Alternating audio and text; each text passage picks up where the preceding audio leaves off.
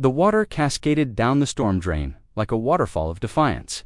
Marcus watched 20,000 gallons of crystal-clear pool water disappear into the earth, each drop a middle finger to the woman who'd terrorized his family for months.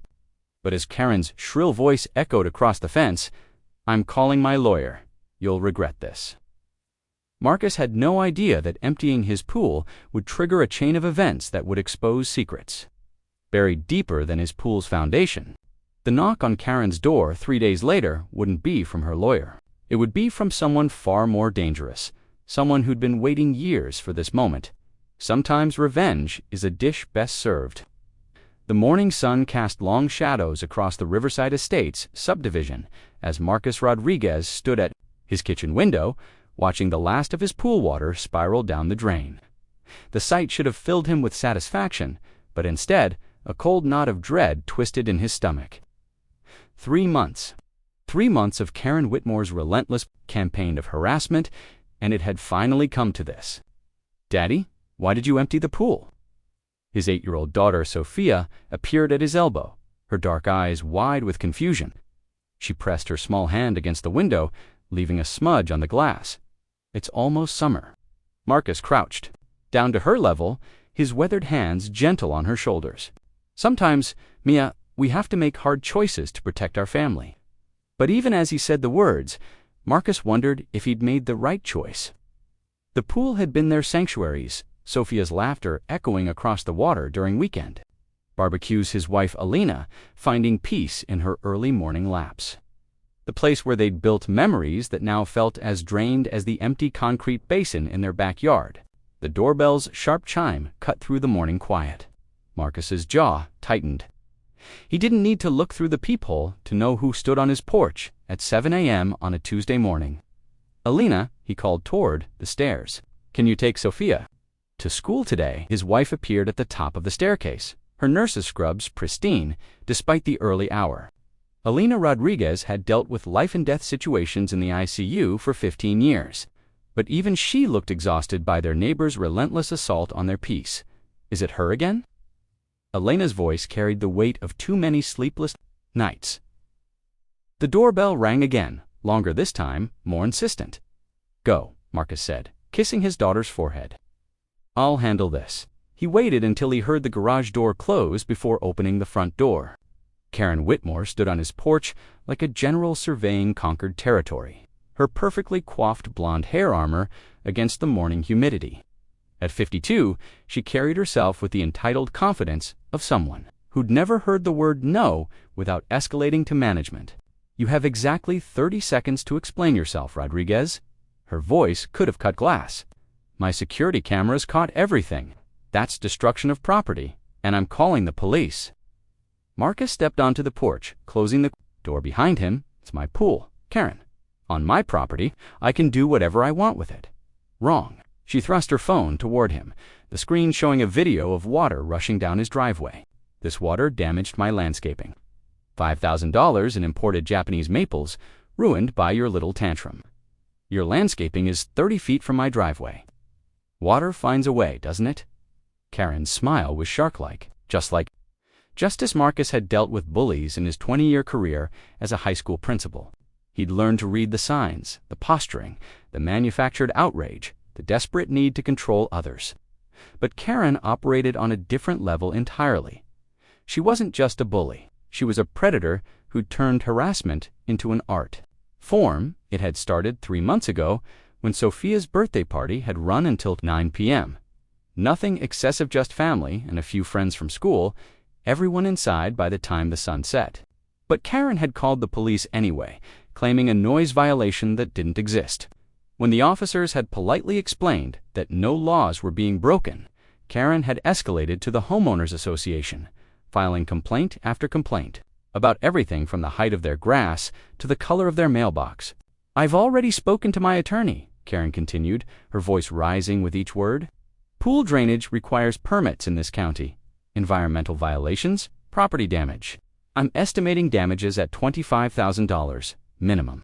You're insane. I'm thorough, and I'm done with your family thinking the rules don't apply to them." She leaned closer, her breath hot against his face. "I know what you people are really like. I know where you came from, and I know how to make you go back." The words hit Marcus like a physical blow. In 37 years of living in America, he'd faced his share of ignorance and prejudice, but rarely so naked, so venomous. His parents had brought him here from El Salvador when he was 2 years old, fleeing a civil war that had claimed his grandparents and 3 uncles. They'd worked double shifts in factories and restaurants, sacrificing everything so their son could have the American dream. And he'd achieved it. Principal of Lincoln High, homeowner in one of the county's most prestigious neighborhoods, married to a woman who saved lives for a living. But to Karen, he would always be you people. "Get off my property," Marcus said quietly. "Oh, I'm going, but I'll be back. With the sheriff, with my lawyer. With whoever it takes to teach you that actions have consequences." She turned to leave, then paused.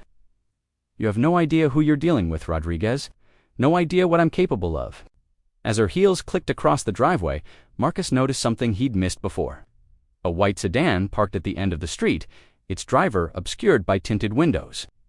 The car had been there for 3 days, ever since he'd made the decision to drain the pool.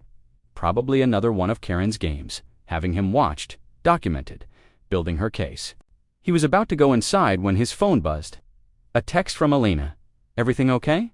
Sophia forgot her lunch. Marcus typed back, "Fine, I'll drop it off." But as he grabbed Sophia's lunchbox from the counter, he caught sight of the empty pool through the kitchen window. The white concrete gleamed in the morning sun like a wound, and for the first time since this nightmare began, Marcus wondered if he'd just made the biggest mistake of his life. 20 minutes later, after dropping off Sophia's lunch and enduring another round of curious stares from the school staff, who'd heard whispers about his neighbor troubles, Marcus returned home to find 2 police cars in his driveway. Officer Janet Mills, whom he'd met during Karen's previous false reports, stood beside her patrol car with an expression of professional sympathy. "Morning, Mr. Rodriguez. I'm sorry to bother you again. Let me guess. Pool drainage is now a federal crime. She's claiming you deliberately flooded her property. Says she has documentation of damages." Officer Mills glanced toward Karen's house, where the woman stood at her window like a sentinel. "I know this is harassment, but we have to investigate. Every complaint, of course you do." Marcus rubbed his temples, feeling a headache building. "What do you need?" "Just a statement. And maybe we could take a look at where the water went." They walked around to the backyard, where the empty pool created a strange moonscape in the middle of the otherwise manicured lawn. Marcus explained how he'd used his pool's existing drainage system, how the water had flowed into the city's storm drain network exactly as designed. Officer Mills took notes, her expression growing more skeptical with each detail. "Mr. Rodriguez," she said finally, "I have to ask why empty the pool?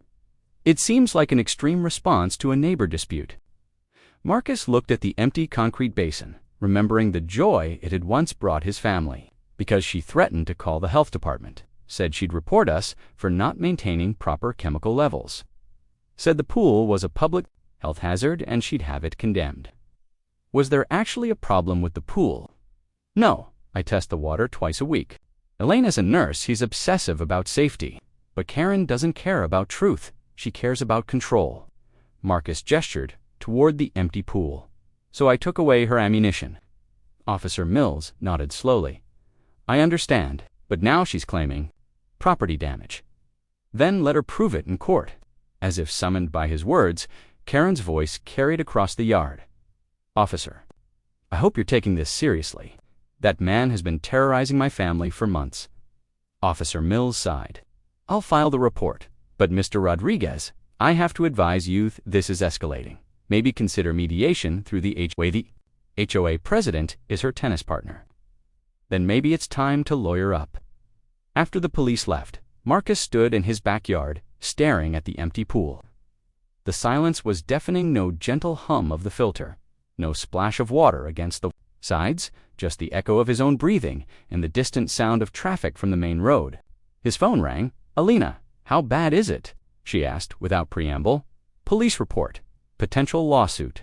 The usual Tuesday morning with Karen." "Marcus, I'm scared. This isn't just about the pool anymore. She's trying to destroy us." "I know, but what choice do we have? If we give in now, she wins, and the next family that moves in will we'll deal with the same thing. What if we're not strong enough to fight her? Marcus looked at his reflection in the kitchen window, seeing his father's eyes stuh.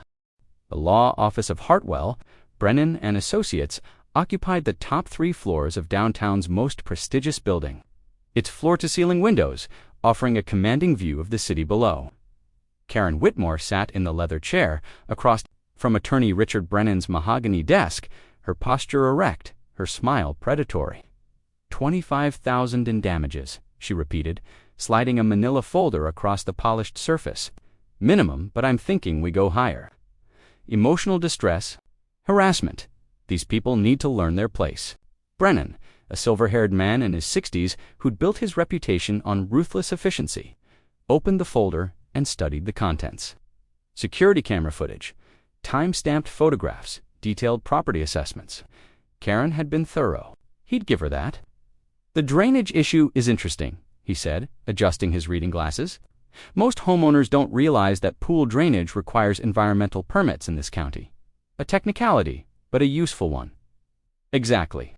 And the water damage to my landscaping is documented. 5,000 in imported Japanese maples, ruined by his reckless flooding. Brennan looked up from the papers. Mrs. Whitmore, I have to ask, have you considered the optics of this case? A wealthy white woman suing a Hispanic school principal. Over pool drainage, the media could have a field day. Karen's eyes flashed. I don't care about optics. I care about results.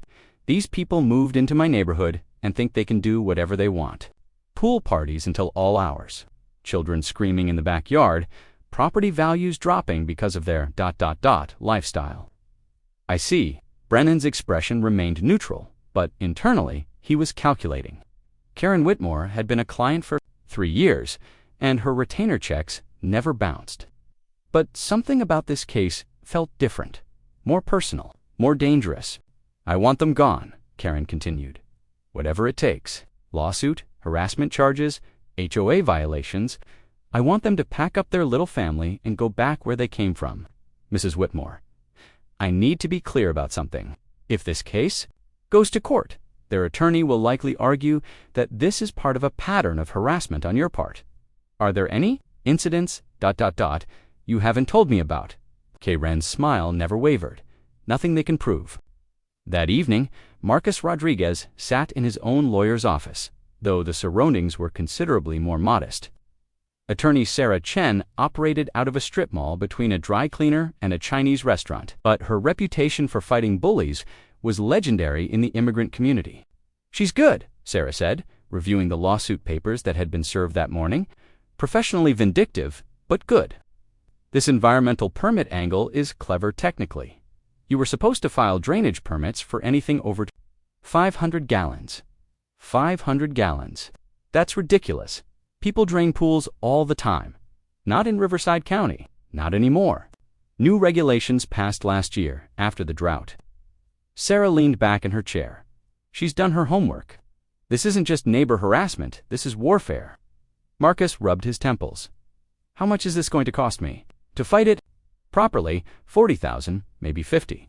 And that's if it doesn't go to trial. Jesus Christ. There's another option, Sarah said quietly. You could settle, apologize, pay for her landscaping, maybe 10,000 plus legal fees, and then what? She wins, and the next family that moves in gets the same treatment. Marcus, I've been doing this for 15 years. I've seen what people like Karen Whitmore can do to families. They have resources, they have time, they have connections. Sometimes the smart play is to cut your losses. Marcus stared out the window at the parking lot where his 10-year Honda sat next to Sarah's battered Subaru.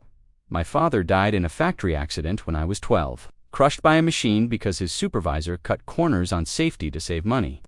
You know what he told me in the hospital before he died? Me. In America, they can take everything from you. Your job, your house, your dignity. But they can't take your refusal to bend the knee. Sarah nodded slowly. Then we fight. But I need to warn youth, this is going to get ugly.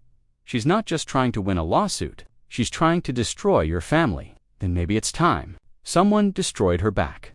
The words hung in the air between them, heavy with implication. Sarah had heard similar. Sentiments from other clients over the years, good people pushed to their breaking point by systematic harassment.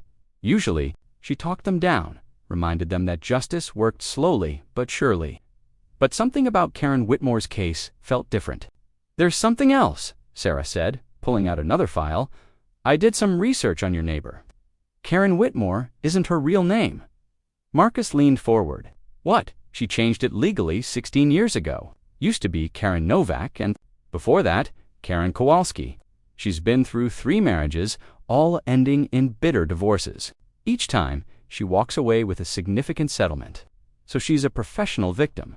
More than that, her second husband, David Novak, died in a car accident 6 months after their divorce was finalized. Very convenient timing considering. He was about to challenge the property settlement." Marcus felt a chill run down his spine. "Are you saying I'm saying she has a pattern? Find a target, harass them until they react, then use their reaction to justify escalation. The difference is, her previous targets were husbands with assets to lose. You're just a neighbor who stood up to her. So what does that mean for us?" Sarah closed the file. "It means you're not dealing with a normal person. You're dealing with someone who's made a career out of destroying people's lives. And if we're going to beat her, we need to be very, very careful." As Marcus drove home through the darkening streets, Sarah's words echoed in his mind. 3 husbands, 3 divorces, 1 convenient death, and now she had her sights set on his family. He pulled into his driveway, where the empty pool reflected the streetlights like a concrete mirror. But as he reached for his keys, he noticed something that made his blood run cold. The white sedan wasn't parked at the end of the street anymore. It was sitting in Karen's driveway. Marcus hurried inside, where Alina was helping Sophia with homework at the kitchen table. The scene was so normal, so peaceful, that he almost didn't want to disturb it. The weight of what he'd learned pressed down on him like a physical thing.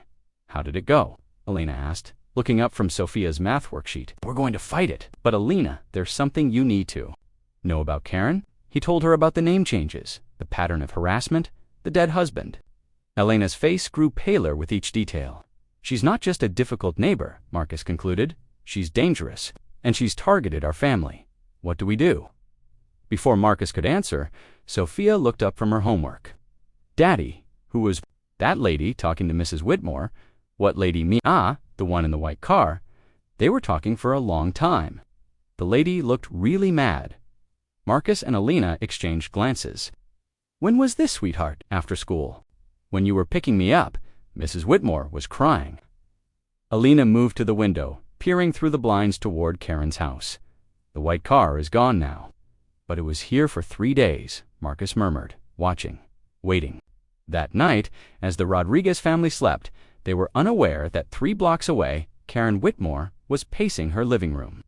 Her perfectly manicured nails chewed down to the quick. The woman from the white sedan had left her with a simple message: drop the lawsuit, leave the family alone, or face the consequences. Karen had laughed at first.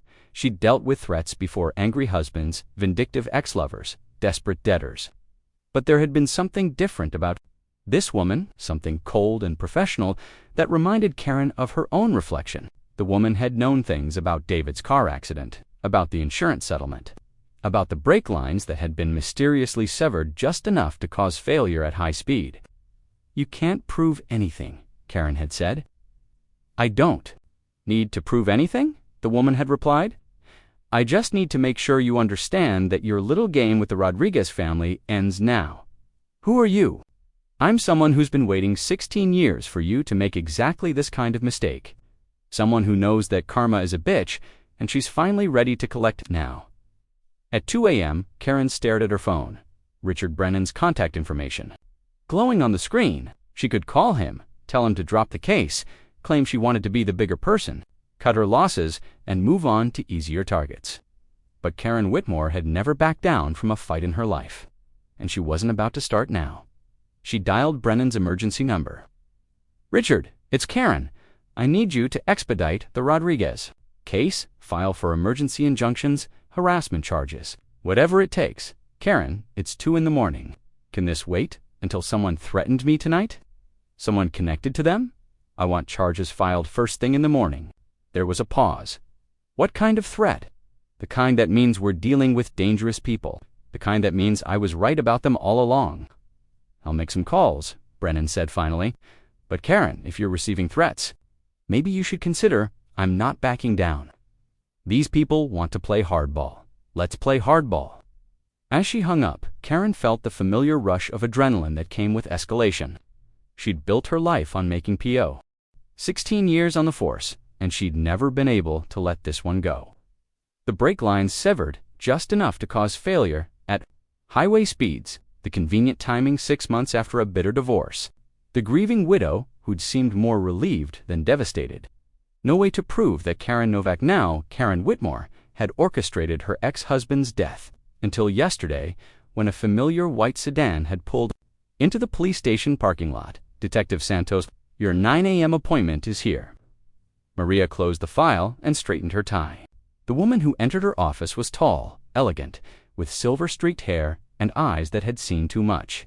She moved with a controlled, Detective Santos, I'm Rebecca Novak. I believe you remember my brother David. Maria's heart rate spiked. David Novak's sister had disappeared after the funeral, relocating to parts unknown. The family had been destroyed by grief and suspicion, torn apart by the knowledge that justice would never come. Rebecca Maria gestured to the chair across from her desk. I never left, Rebecca said quietly. I've been watching, waiting, building a case that would finally put that monster behind bars. She opened a leather briefcase and withdrew a thick folder. 16 years of surveillance, financial records, witness statements, evidence that proves Karen Whitmore murdered my brother. Bank records showing large cash withdrawals in the weeks before David's death. Receipts for automotive tools purchased under a false name. Most damning of all, a security camera recording from a garage 3 blocks from David's apartment, showing Karen entering at 2 a.m. the night before the accident. How did you get this? I became a private investigator after David died. Licensed, bonded, completely legal. I've spent 16 years tracking every move that woman made. Every marriage, every divorce, every victim she's left in her wake. And now she's targeting the Rodriguez family. Rebecca's expression hardened. A school principal and a nurse. A little girl who just wanted to swim in her pool. Karen has finally made the mistake. I've been waiting for she's gone after people who don't deserve it. What do you want from? I want you to arrest Karen Whitmore for murder. And I want you to do it before she destroys another family. Maria studied the evidence spread across her desk. It was compelling, more than compelling. It was enough to secure a conviction. But there was one problem. It won't hold up in court. I know. That's why I need your help. Official channels, legal warrants, everything by the book. And in the meantime, Rebecca smiled, and there was something unsettling about the expression. In the meantime, Karen Whitmore is about to learn that some ghosts don't stay buried. He was sitting in Principal Henderson's office, facing a disciplinary committee that would determine his professional future. Marcus, I want you to know that this committee is just a formality, Henderson said, his voice heavy with regret. But when a school principal is facing criminal charges, what criminal charges? Marcus felt the world tilt beneath him. It's a civil lawsuit about pool drainage. Not anymore. Henderson slid a police report across the desk. Karen Whitmore filed charges this morning. Harassment, stalking, intimidation. She claims you've been threatening her for months. Marcus read the report in disbelief. According to Karen's statement, he'd been leaving threatening messages on her voicemail, following her to the grocery store, and deliberately intimidating her with aggressive body language during their confrontations. This is insane. I have witnesses who can testify. I know, Henderson interrupted. But the district can't have a principal under criminal investigation. You'll be suspended with pay pending the outcome.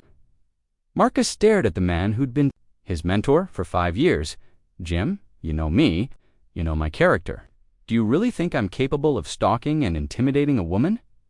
Henderson's eyes were pained.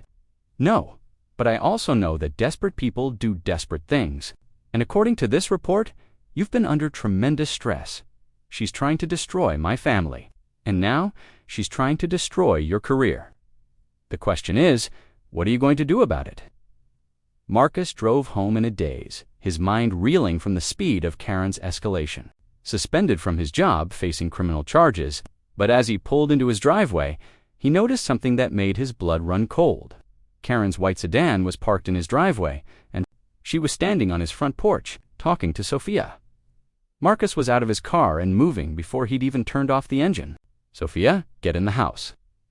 Now his daughter looked confused, but obeyed, darting past Karen and disappearing through the front door. Marcus stepped between Karen and his home, his hands clenched into fists. "Get off my property." Karen smiled, that same predatory expression he'd come to hate. "I was just talking to your daughter, sweet little girl. She told me how scared she's been lately, how daddy's been angry all the time, how mommy cries at night. You're sick. I'm thorough. And I wanted to give you one last chance to do the right thing. Drop the lawyer. Apologize publicly. Pay for my damages. And maybe I'll consider dropping the criminal charges. It's not so bad once you get used to it, but your family, they're not built for hell. That little girl, especially, so young, so innocent, so vulnerable, the threat was subtle but unmistakable." Marcus felt something snap inside him, a primal rage that overrode 16 years of professional discipline. "If you ever come near my daughter again, I will you'll what?" Karen stepped closer, close enough that he could smell her perfume. "You'll hurt me, please? Make another threat. My phone is recording everything." Marcus saw the trap. Too late. Karen had positioned herself perfectly, her phone angled to catch his reaction. Her body language designed to provoke exactly the kind of response that would support her harassment claims. "That's what I thought," she said, stepping back. Karen's smile faltered for just a moment. Nobody important, just another man who learned that actions have consequences. She turned to leave, then paused. "Oh, and Marcus, I'd keep a close eye on your family. This neighborhood isn't as safe as you think." As her car pulled away, Marcus noticed something that made his heart stop. The white sedan that had been watching his house for days was now parked across the... She was watching Karen's retreat with the intense focus of a predator studying prey. Their eyes met across the street, and the woman nodded once, a gesture that seemed to say, "It's time." That evening, Elena Rodriguez sat in her car outside the hospital, unable to force herself to go inside. The suspension had been a body blow. But Karen's threat against Sophia had shattered something fundamental in their family's sense of security. Her phone buzzed. A friend. Elena stared at the message, her nurse's training warring with her mother's instincts. Meeting a stranger could be dangerous, but doing nothing while Karen terrorized her family was worse. 30 minutes later, she sat across from Rebecca Novak, in a corner booth, studying the woman who'd been watching their house for days. "You're the one in the white car," Elena said. "I'm the one who's going to help you stop Karen Whitmore. But first, you need to understand what you're really dealing with." Rebecca opened her laptop, showing Elena a series of photographs. 3 men, all handsome, all dead. My brother David, her first husband, Michael Kowalski, her third husband, James Whitmore, all died under mysterious circumstances. All left Karen significant money. Elena's blood ran cold. "You're saying she's a serial killer?" "I'm saying she's a predator who's spent 20 years perfecting her technique. We don't fit her pattern. That's what makes this different. You're not her victims, you're her entertainment. What do you want from us?" "I want you to trust me. I'm a nurse. I save lives." "I don't. You don't." "What?" "Fight back when someone threatens your child. The question is, are you going to let her win?" Elena looked at... The background check on Rebecca Novak arrived in Karen's email at 6 a.m., and what she read made her blood turn to ice. Rebecca Ann Novak, age 52, licensed private investigator, former FBI behavioral analyst, sister to deceased David Michael Novak. The report included a photograph that confirmed Karen's worst fears. This wasn't some random Good Samaritan helping the Rodriguez family. This was David's sister, the one who'd disappeared after the funeral. The one who'd sworn at the graveside that she would never stop hunting for the truth. Karen paced her pristine living room, her mind racing through possibilities. 16 years was a long time to hold a grudge, but it was also a long time to gather evidence. How much did Rebecca know? How much could she prove? The doorbell rang, sharp and insistent. Through the peephole, Karen saw Detective Maria Santos standing on her porch, badge visible, expression grim. "Mrs. Whitmore, I'm Detective Santos with the Metro Police. I'd like to ask you some questions about your former husband, David Novak." Karen's lawyer training kicked in instantly. "I'm sorry, Detective, but I'm not comfortable discussing my deceased husband without my attorney present, of course. But I should mention that we've received new evidence regarding Mr. Novak's death, evidence that suggests it wasn't the accident. We originally concluded." The words hit Karen like a physical blow, but her expression remained perfectly composed. "Detective, my husband died in a tragic car accident 16 years ago. I've moved on with my life, and I'd appreciate it if you'd let me grieve in peace." "Ma'am, this new evidence is quite compelling. Security footage, financial records, witness statements. I think it would be in your best interest to come in voluntarily for questioning. Am I under arrest? Not at this time. Then I'll have my attorney contact you to schedule an appointment. Good day, Detective." Karen closed the door and immediately called Richard Brennan, her hands shaking as she dialed. "Richard, I need you to drop everything and get over here. The police are trying to reopen David's case." "Karen, calm down. What exactly did they say?" "They have new evidence. Security footage, financial records. Richard, if they arrest me, they won't arrest you without a warrant, and they can't get a warrant without probable cause." "But Karen, I have to ask, is there anything about David's death that you haven't told me?" The question hung in the air like a loaded gun. Karen had never explicitly told Richard about David's brake lines, about the insurance money, about the careful planning that had made it all possible. But lawyers were good at reading between the lines. "Richard, I need you to focus on keeping me out of jail, not on ancient history. I understand. But Karen, if there's anything that could come out in an investigation, you need to tell me now." Karen stared out her window at the Rodriguez house, where Marcus was loading Sophia into his car for the drive to school. Normal people living normal lives, completely unaware that their petty neighbor dispute had triggered a chain reaction that could destroy everything Karen had built. "Just keep me out of jail, Richard. That's all I need." But even as she said the words, Karen knew that her carefully constructed world was beginning to crumble. The question was, how many people would she take down with her? 3 hours later, Marcus Rodriguez sat in Sarah Chen's office, staring at a document that could change everything. "It's a temporary restraining order," Sarah explained. "Rebecca Novak filed it this morning, claiming that Karen has been harassing and threatening her. Judge Morrison signed it based on documented evidence of stalking behavior. But what does that have to do with us?" "Everything. Because the restraining order specifically mentions Karen's pattern of harassment against the Rodriguez family as evidence of her dangerous behavior. It's the first official recognition that what she's been doing to you constitutes a crime." Marcus leaned back in his chair, feeling a glimmer of hope for the first time in weeks. "So this Rebecca woman is helping us, more than helping. She's been building a case against Karen for 16 years, and apparently your family's harassment was the final piece she needed to get law enforcement involved." "Why would she care about us?" Sarah hesitated. "Because Karen Whitmore isn't just a difficult neighbor, Marcus, she's a serial killer, and Rebecca's brother was one of her victims." The words hit Marcus like a sledgehammer. Serial killer, the woman who'd threatened his daughter, who'd stood on his porch and smiled while describing Sophia's vulnerability, was a multiple murderer. Jesus Christ. We have to get Alina and Sophia out of town. Tonight, actually. That's exactly what we can't do. If you flee now, it looks like guilt. Plus, Rebecca needs your family here to spring the trap." "What trap?" Sarah pulled out another document. "Karen doesn't know about the restraining order yet. It's being served this afternoon.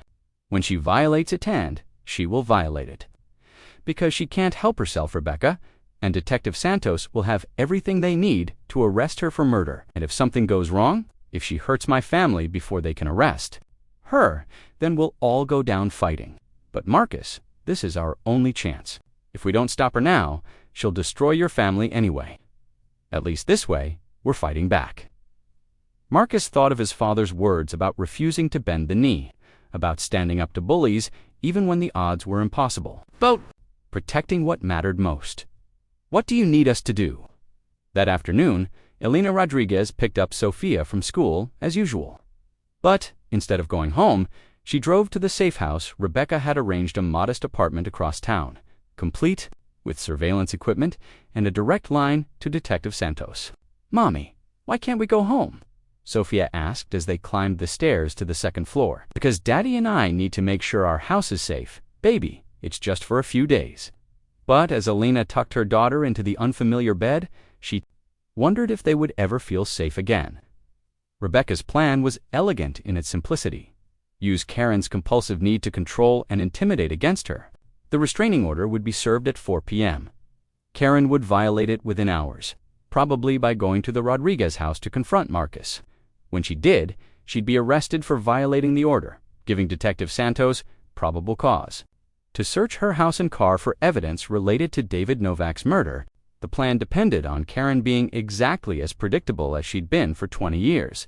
The question was, what if she'd finally learned to control her impulses?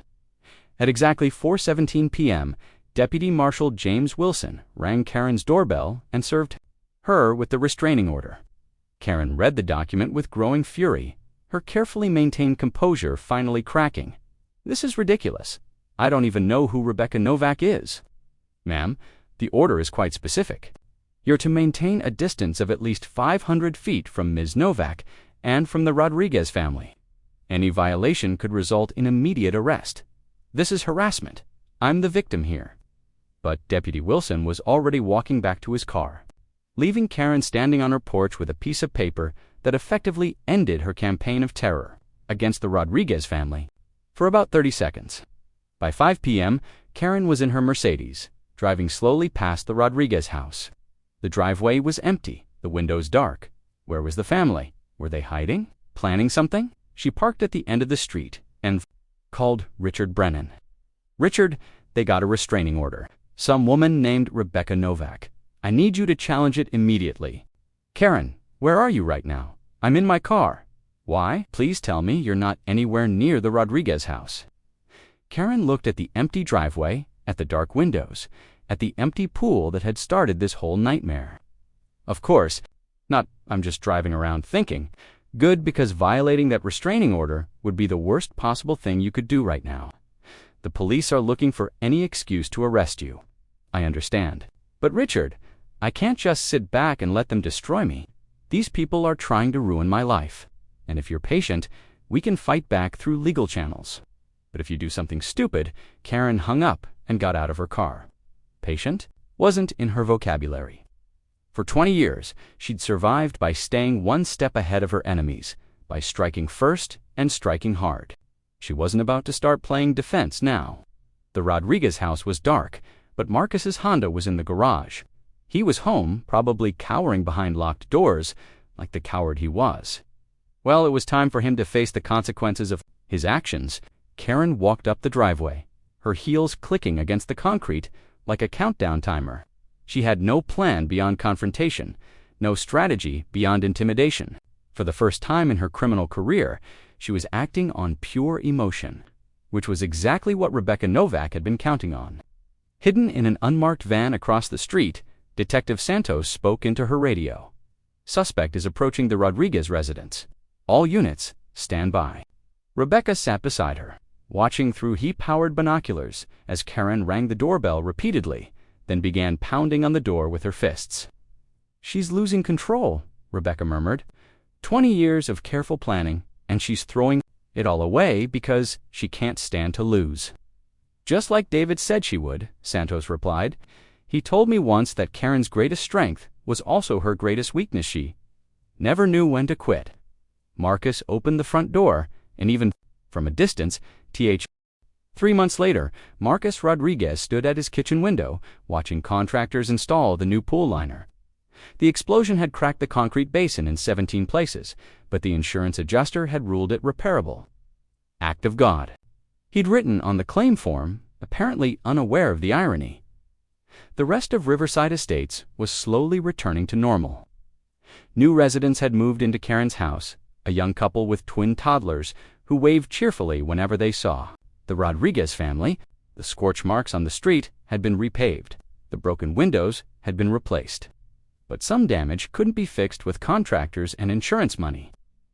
"Daddy, when will the pool be ready?" Sophia asked, appearing at his elbow with the quiet step she'd developed since that night. She still didn't sleep through the night, still jumped at unexpected sounds, still asked why the bad lady had wanted to hurt them. 2 more weeks, Mia, just in time for your birthday party. Sophia nodded solemnly. She'd changed since the explosion, grown older in ways that broke Marcus's heart. The carefree child who'd once splashed in the pool without a worry in the world was gone, replaced by someone who understood that monsters were real and sometimes they lived next door. Will the lady with the white car come to my party? Marcus felt the familiar chill that came whenever Sophia mentioned Rebecca. Don't think so, sweetheart. Good. She scared me more than the bad lady did, out of the mouths of babes. Detective Maria Santos had closed the David Novak case with unusual haste, ruling Karen Whitmore's death an accidental explosion during the commission of a felony. The detonator found in Karen's hand supported the official narrative. She'd been planning to blow up the Rodriguez house and accidentally triggered her own device. Only Marcus knew the truth.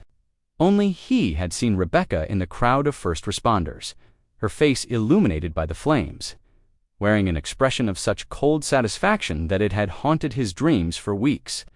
The evidence Rebecca had gathered over 16 years had died with her in the explosion. Convenient, considering that much of it had been obtained through illegal surveillance that would have landed her in federal prison. She'd taken a leave of absence from the hospital, claiming PTSD from the explosion. Couldn't stop wondering how much they'd known about the real plan. The insurance investigator called, she said quietly. Final report came back. Number 2, evidence of foul play. Good is it, though?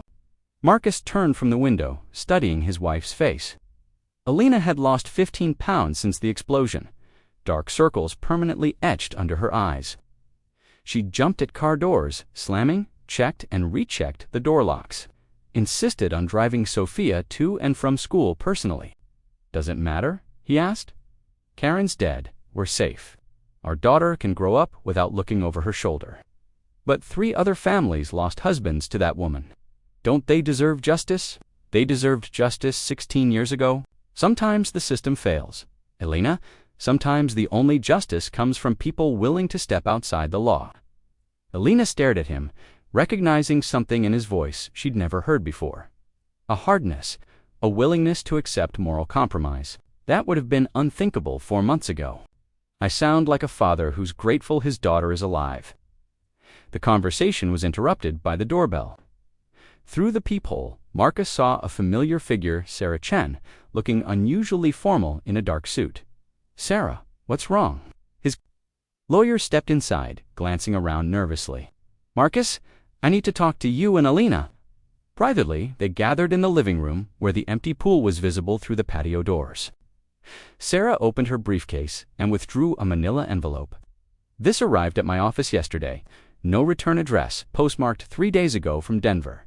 Inside the envelope was a single sheet of paper, handwritten in precise script, Mr. Rodriguez. By the time you read this, justice will have been served. Karen Whitmore destroyed my family 16 years ago, and I have spent every day since planning her downfall. Your family's harassment was the final piece I needed to spring the trap. I want you to know that the explosives were precisely calculated. The blast radius was limited to Karen's vehicle only. Your family was never in danger. The evidence I gathered over 16 years has been destroyed, but Karen's death is evidence enough. 3 innocent men can finally rest in peace. I am disappearing. Now, as I should have done 16 years ago, do not look for me. Do not mention this letter to the police. Live your lives, raise your daughter, and remember that sometimes monsters can only be stopped by other monsters. The pool will be beautiful. When it's finished, Sophia deserves to swim in peace. RNPs, check the old oak tree in your backyard. I left something for you. Marcus read the letter twice, his hands trembling. She knew. She planned everything. The restraining order, the violation, even Karen's psychological profile. It was all manipulation. Alina was staring at the letter. In horror, we were accessories to murder. We were victims who got rescued, Marcus corrected. There's a difference, is there? Marcus, what does she mean about the oak tree? They walked into the backyard where the contractors were laying out pool equipment. The old oak tree stood at the back of the property, its trunk scarred but intact from the explosion. At its base, partially buried in leaves, was a small metal box. For Sophia's college fund, considerate payment for services rendered. The USB drive contains evidence of my own crimes, 16 years of illegal surveillance, breaking and entering, wiretapping, and premeditated murder. If your conscience demands justice, give it to Detective Santos. If your conscience demands peace for your family, destroy it. Choose wisely. Marcus stared at the USB drive, this small piece of plastic that contained enough evidence to send them all to prison. Rebecca had been thorough in her revenge, but she'd also been thoughtful in her escape. She was giving them the choice. She'd never had the choice between justice and peace. "What do we do?" Elena whispered. Marcus looked at his daughter, who was helping the contractors sort pool tiles, her laughter echoing across the yard for the first time in months. He thought about Karen's threats, about her promise to destroy their family, about the relief in Sophia's eyes when she learned the bad lady was gone. He thought about David Novak and Michael Kowalski and James Whitmore, 3 innocent men who died because they'd trusted the wrong woman. They deserved justice, but they were beyond help now. His daughter deserved a future. Marcus walked to the outdoor grill, turned on the gas, and held the USB drive over the flame. The plastic melted quickly, releasing toxic smoke that dissipated. In the afternoon breeze, Marcus Elena grabbed his arm. "What if we're wrong? What if she kills again?" "She won't." Marcus showed her the cashier's check, pointing to the bank's address. "This is from a bank in Switzerland. She's not disappearing to Denver. She's disappearing to a country without extradition treaties. Rebecca Novak is gone forever. Blood money, but clean blood, the blood of someone who deserved to die. We're keeping this. We're surviving this. Alina, 4 months ago, our biggest worry was a difficult neighbor. Now we know what evil really looks like, and we know what it takes to stop it. Rebecca gave us a gift, not just our safety, but our innocence. We get to be the normal family who suffered through a tragedy and came out stronger." That evening, as the contractors packed up their equipment and the new pool began to take shape, the Rodriguez family sat on their patio sharing takeout Chinese food. Sophia was excited about her upcoming birthday party, chattering about which friends to invite and what kind of cake she wanted. "Can we have the party at night this time?" she asked, "with lights underwater?" "Whatever you want." But as he watched his daughter's face light up with excitement, Marcus couldn't shake the feeling that they'd crossed a line they could never uncross. They were accomplices now, willing participants in a game where justice came at the cost of innocence. The empty pool would be filled again, Sophia would swim and laugh and invite her friends over, and life would return to something resembling normal, but they would always know the truth, that evil could live next door, that the system could fail, and that sometimes the only protection came from people willing to become monsters themselves. 3 weeks later, at Sophia's 9th birthday party, children splashed in the crystal-clear water of the newly finished pool. Parents gathered on the patio, sharing stories and laughter, complimenting the Rodriguez family on their beautiful backyard. "It's amazing how well the pool turned out after the explosion," one neighbor commented. "You'd never know anything had happened." Marcus nodded, watching his daughter dive beneath the surf.